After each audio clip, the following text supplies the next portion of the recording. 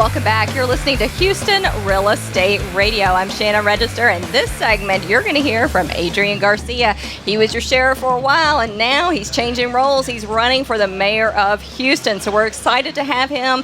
Tonight we are recording from an event that happens the third Thursday of every month. It is the Forward Results Band Jam. You can second Thursday of the month, forwardresultsbandjam.com. You can find more information about that, and we hold it over here at Gary Cooper's CPA firm down in the Heights, and we're so happy that he opened this place up tonight to let me interview our mayoral candidate. So welcome to the show. Thank you, Shannon. Welcome My pleasure. back to the show. Right, I've been with you before. It's Yes. good to be back and listen to the music. You didn't have that kind of music last time I was on.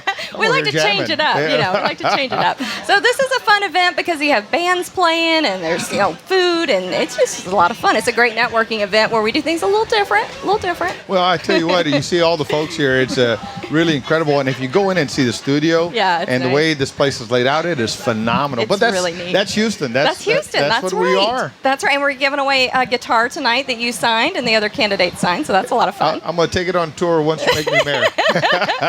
So let's talk about this campaign you've been running. I know it's been a lot of work. You're running all over the place, and you've got a lot to talk about. So I'm just going to give you a minute. You just spill it. We want to hear why you're running, because you've transitioned from crime over to the entire city here. So let's hear what you have to say about running for mayor. Thank you, Shannon, and it's my pleasure. Look, I've been working for you for 35 years, either as a cop, as a director of the city's anti-gang office, where we dealt with graffiti on people's property, or as your council member, where I was the chair of the Public Safety and Homeland Security Committee, chair of the Minority Women Business Enterprise Committee, vice chair of Flooding and Drainage, and I served on fiscal affairs as well. And then Mayor White and I were teamed up because I was his mayor pro tem.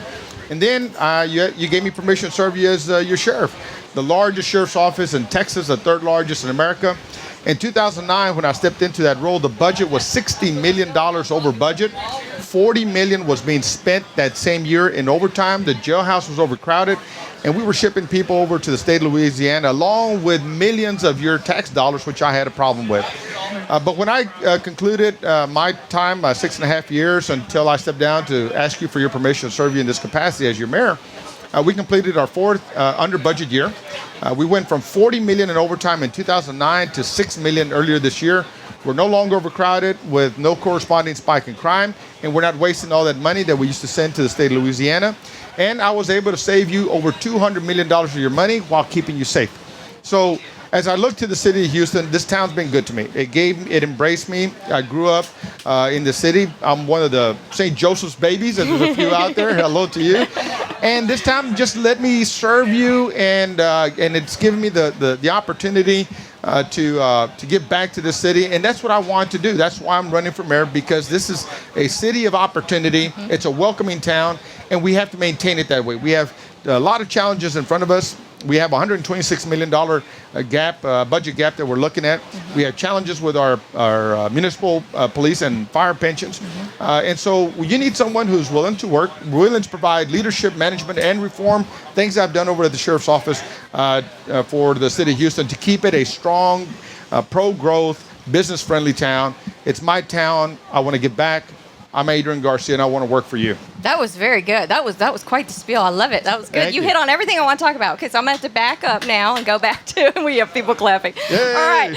So, okay, let's back up and let's go to crime, because that's your specialty, That's right. obviously. So let's start with crime. As the city of Houston is such a large, sprawling city of all these suburbs, what do you feel like it needs to be done to really get a handle on the crime in the city of Houston? Because the biggest thing for the people listening out there is they want safe neighborhoods. Yeah. They Yeah. want to go to work and it be safe. Yep. You want people want to see their police officers when they don't need them. Yeah. But Chief McClellan tells us that he's got fewer officers today than he had 10 years ago.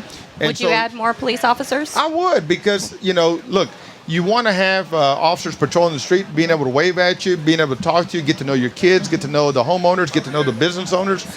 But right now, our guys are extremely busy. The city's grown incredibly, and that's a good thing. But we also have to make sure that we pay attention to our public safety resources to grow with the growth of the city. Mm-hmm. Now, Chief McClellan is proposing a $105 million plan to add staffing to the organization. But as I mentioned, we're looking at a $126 million budget gap. So we may not be where able will you get that money to pay more employees, and how are you going to work all that out? There are ways to find efficiencies. We have money provided in the tax increment reinvestment zone. We have a revenue cap, which I support, but I'd like to go back to the voters to say, hey, look, the city's grown. We need public safety resources, and do exactly what Mayor White did when we were on council. We passed the revenue cap, but then we realized we needed public safety resources. He asked you for permission for a $90 million adjustment. You gave us that permission, and we went right back to work. That's what we need to do. We need to manage the organization. Okay. We have to offer leadership, but we also have to provide the police department the technology to be much more effective in their work, making sure that they can fight crime, but build relationships in the community. All right, let's jump. Let's stay on budget and let's talk a little bit about the city plan, the plan for the city. Do you feel like that will be effective, and will the budget fit in with that? Is it going to help with the budgeting issues? A general plan ought to be just that. It ought to be a general plan. Nothing specific, nothing that is constraining growth or business or community, but rather to give a framework for how we ought to plan the infrastructure. How do we ought to think about our parks? How we ought to think about our hike and bike trails? How we ought to think about light rail? How do we ought to think about the rest of the growth of the city? It should not be constraining, but it should provide us some degree of framework. It should provide good stakeholder input so that everybody has an opportunity to weigh in, provide a vision, help design a vision for the city. But it ought to be general. I support it, and we ought to have it.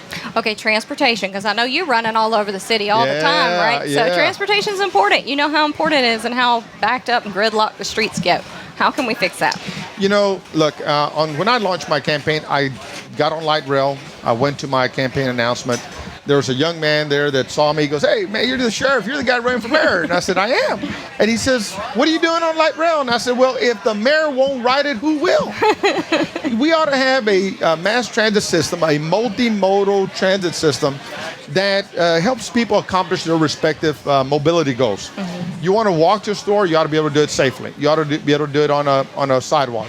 You want to ride your bike, you ought to have a dedicated bike lane. You want to ride the light rail system, it ought to get you to where you want to go. You want to ride the bus, you ought to find it in a timely manner. We need a multimodal system. I support adding more bike lanes to the area so that people can decide whether they want to bike to work besides just riding it for fun. All right, very good. Adrian Garcia, he was your sheriff. Now he's running for mayor of Houston. This weekend, we are interviewing some of the mayoral candidates for Houston and learning a little bit about them and what they see as the future of Houston, because we are such a growing city. We need a strong leader. So we appreciate you stepping up for the task. And all right, we appreciate you coming on the show. Adrian Garcia, not your first time on the show. Not my first rodeo, and won't be my last. That's right. We're having a lot of fun down here. We have Houston Real Estate Radio on location at the Band Jam, and having a lot of fun down here this week. You can participate in Band Jam. Go to forwardresultsbandjam.com to find out more. We'll be right back after a word from our sponsor, so stick around. We still have another candidate to interview.